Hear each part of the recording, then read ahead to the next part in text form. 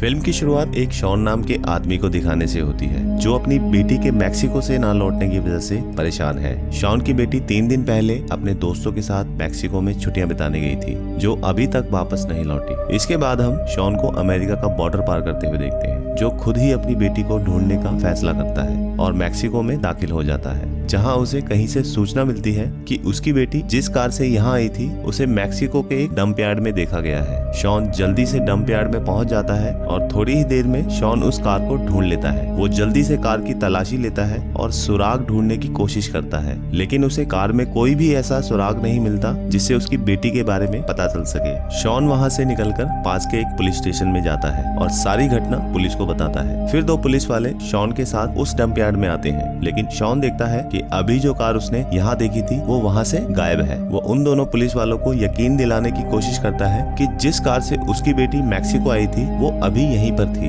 यहाँ तक कि शॉन उस कार का नंबर याद करने की भी कोशिश करता है, लेकिन वो पुलिस वाले शॉन की बातों पर यकीन नहीं करते। उन्हें ये लगता है कि शॉन कोई कहानी गढ़ रहा है। फिर उनमें से एक पुलिस वाला, जिसका नाम हेक्टर होता है, वो शॉन को ये कहकर वहाँ से जाने के लिए कहता है कि तुम्हारे पास यहाँ किसी भी तरह की इन्वेस्टिगेशन करने का अधिकार नहीं है, क्योंकि शॉन बिना किसी परमिट के मैक्सिको में दाखिल हुआ था। अगले सीन में हम शॉन को वापस अमेरिका के बॉर्डर की तरफ लौटते हुए देखते हैं, जो अपने फार्म पर वापस आ जाता है, जहां उसकी फैमिली उसका बेसब्री से इंतजार कर रही होती है। लेकिन जैसे ही शॉन अकेला घर में दाखिल होता है तो उसकी फैमिली उसे अकेला देखकर निराश हो जाती है और शॉन की सबसे बड़ी बेटी अपनी बहन को ना बचा पाने के लिए शॉन से गुस्सा है। शॉन उसे समझाने की कोशिश करता है, लेकिन वो उसे जाने के लिए कहती है। बाद में हम शॉन को देखते हैं जो दुखी होकर अपनी पत्नी सुजैन से बात करते हुए दिखाई देता है। शॉन इस सब का दोषी खुद को मानता है, क्योंकि वो अपनी बेटी का पता लगाने में असफल रहा। सुजैन उसे समझाती है कि इसमें तुम्हारी कोई गलती नहीं है। वो शॉन से पूछती है कि क्या तुम्हें कोई मैक्सिको में सुराग मिला। शॉन बताता है कि मुझे अपनी बेटी की कार मिली, जो एक डंप यार्ड में थी, लेकिन कार में कोई ऐसा सुराग या निशान नहीं था जिससे ये साबित हो सके कि अपहरण के वक्त उनमें कोई हाथापाई हुई, कि जिसका मतलब है कि अपहरण बिना किसी हमले के किया गया था। वो सुजैन को ये बताता है कि जैसे ही वो पुलिस स्टेशन से वापस डंप यार्ड लौटा तो कार वहाँ से गायब हो चुकी थी। कहीं न कहीं शॉन को पुलिस पर इस अपहरण में शामिल होने का भी शक था, इसलिए वो एम्बेसी के जनरल से मिलने की योजना बनाता है। अगले दिन शॉन का दोस्त मैक्स उससे मिलने के लिए आता है। उन दोनों की बातचीत से हमें पता चलता है कि दोनों आर्मी में रह चुके हैं और शॉन आर्मी में कर्नल रह चुका है। फिर हमें पता चलता है कि उन्होंने खतरनाक से खतरनाक मिशन को अंजाम दिया है। मैक्स शॉन से कहता है कि मैं तुम्हारी उन क्रिमिनल्स को ढूंढने में मदद करूंगा जो इस सब के जिम्मेदार हैं। वो वादा करता है कि मैं उन्हें उनकी आखिरी सांस तक टॉर्चर करूंगा, लेकिन शॉन ये सब शांति से खत्म करना चाहता है। बस वो अपनी बेटी के बारे में ही सोच रहा होता है कि वो किसी तरह वापस आ जाए। अगले सीन में हम देखते हैं कि शॉन एक दूसरी लापता हुई लड़की के पिता के साथ एम्बेसी के जनरल से मिलने जाता है। वो दोनों जनरल को सारी बात बताते हैं। जनरल सारी बातें सुनने के बाद उन दोनों से कहता है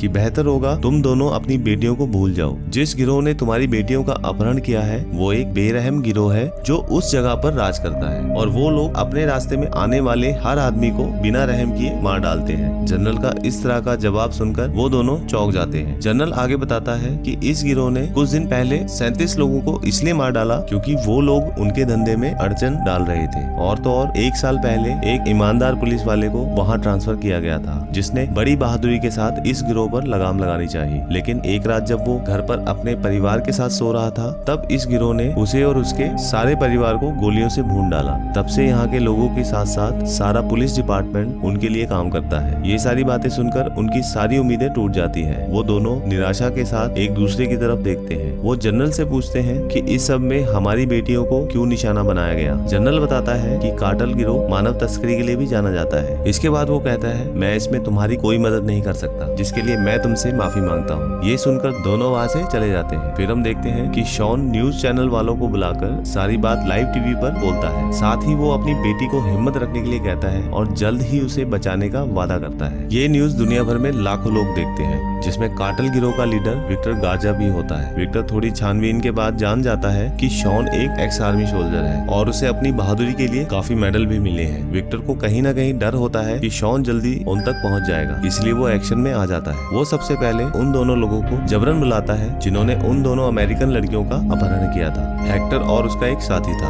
विक्टर उन दोनों को टॉर्चर करता है क्योंकि उन दोनों ने गलत टारगेट का अपहरण कर लिया था। विक्टर अपने मिशन को फेल होता देख दूसरे पुलिस वाले को मार डालता है। हेक्टर को शॉन को मारने में उसकी मदद करने के लिए उसे छोड़ देता है। विक्टर अपने भाई कार्लोस को अपने साथ कुछ आदमी ले जाकर शॉन और उसके परिवार को 24 घंटे के अंदर मारने का ऑर्डर देता है, जिससे वो सारी दुनिया को ये मैसेज दे सके कि जो भी उसके धंधे के बीच में आएगा उसका यही अंजाम होगा, चाहे वो बॉर्डर के उस पार से क्यों ना हो। अगली सुबह कार्लोस अपनी टीम के साथ एक खुफिया रास्ते से अमेरिका की सीमा में घुस जाता है। ये सभी लोग बड़ी बड़ी गाड़ियों में हथियारों के साथ दिखाई पड़ते हैं। वहीं शॉन अपने खेतों में स्नाइपर से लोमड़ियों का शिकार कर रहा था। जैसे ही शॉन निशाना लगाने ही वाला होता है, उसकी नजर कार्टेल की गाड़ियों पर पड़ती है जो उसी की तरफ आ रही थी। वो जल्दी से घर के अंदर जाता है और अपनी बेटी और पत्नी को ऊपर छुपने के लिए कहता है। शॉन इसके बाद उन पर निशाना लगाता है और एक के बाद एक कार्टेल के आदमियों को मार देता है, लेकिन कुछ ही देर में बाकी बचे कार्टेल के लोग उसके घर को घेर कर गोलीबारी करते हैं, जिस वजह से शॉन को घर में छुपना पड़ता है। वहीं हम एक पुलिस वाले को देखते हैं जो एक फूड वैन के पास खड़ा है। तभी उसे सूचना मिलती है कि पास के एक फार्म में गोलीबारी हो रही है और उसे चेक करने के लिए कहा जाता है। कार्टेल का एक आदमी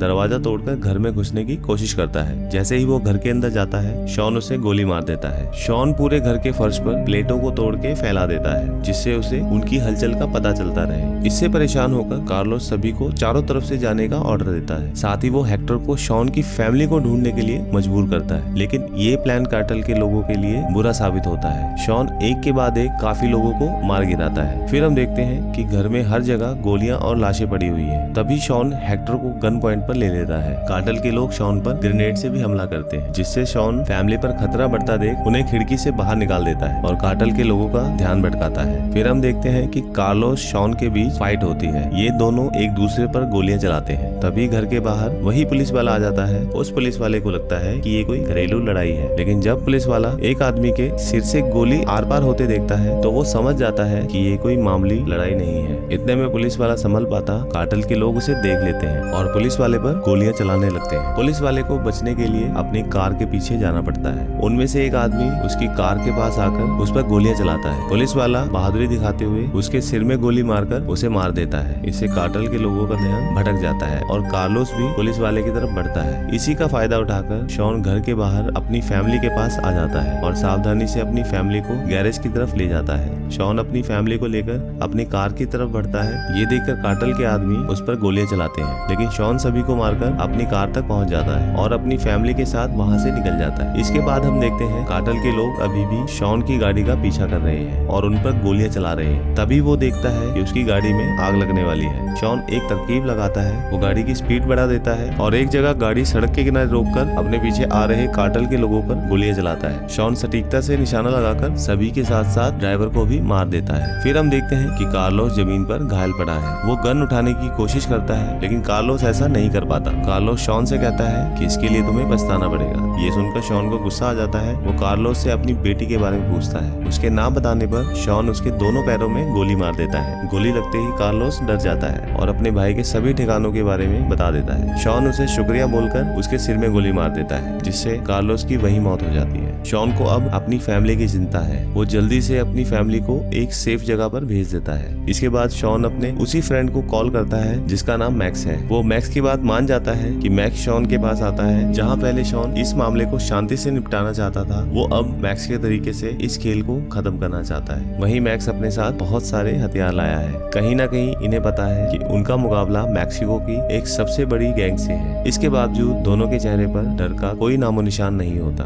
अब ये दोनों मैक्सिको की तरफ निकल जाते हैं। इन दोनों को अब विक्टर के ठिकाने के बारे में पता है, जहाँ वो अपहरण की हुई लड़कियों को रखता है। ये दोनों बॉर्डर पार करके विक्टर के ठिकाने की तरफ बढ़ चलते हैं। वहाँ पहुंचकर ये दोनों विक्टर को देखते हैं, जो अपने भाई की कोई खबर न मिलने से तिलमिलाया हुआ है। ये दोनों आपस में बात करते हैं कि लगता है अभी तक विक्टर को ये नहीं पता कि उसके भाई की मौत हो चुकी है, यहाँ तक कि उसके सभी आदमी हमले में मारे गए। फिर ये बिना देरी किए पूरी तैयारी के साथ अंदर घुस जाते हैं। वो एक एक करके बड़ी बहादुरी से सभी गार्ड्स को मार देते हैं। गोलियों की आवाज सुनकर विक्टर घबरा जाता है। विक्टर को एहसास हो जाता है कि अमेरिकी उसके पास आ गए हैं और बचने का कोई भी रास्ता नहीं है। वहीं दूसरी तरफ शॉन और मैक्स अपना हमला जारी रखते हैं। उनके आगे कोई भी नहीं टिक पाता। वो हर एक गार्ड को ऐसे मारते हैं जैसे वो लोमड़ी का शिकार कर रहे हो। आखिरकार ये दोनों उस कमरे तक पहुंच जाते हैं जहां विक्टर छिपा हुआ था। विक्टर शॉन और मैक्स को धमकाते हुए कहता है कि मेरे लोग आते ही होंगे, तुम दोनों किसी भी हाल में बच नहीं पाओगे। ये सुनकर शॉन को गुस्सा आ जाता है। वो विक्टर को बुरी तरह मारता है। विक्टर ज्यादा मार सह नहीं पाता